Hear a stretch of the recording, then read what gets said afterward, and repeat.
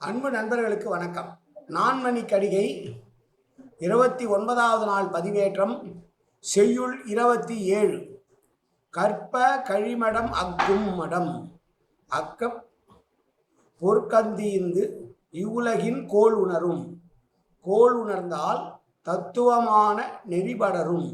அந்நெறி இப்பால் உலகின் இசை நெறி உப்பால் உயர்ந்த உலகம் புகும். ஒருவன் அறிவு சார்ந்த நூல்களை கற்பதனாலே அறியாமை குறையும்.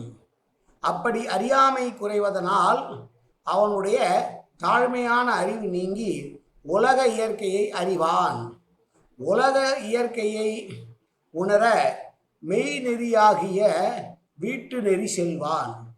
வீட்டு நெறி செல்ல இவ்வுலகில் புகழ்நிலை நிறுத்தி மறுமையிலே பேரின்பம் அடைவான் என்று கல்வியால் கிடைக்கக்கூடிய பலனை சொல்லுகிற செய்யுள்.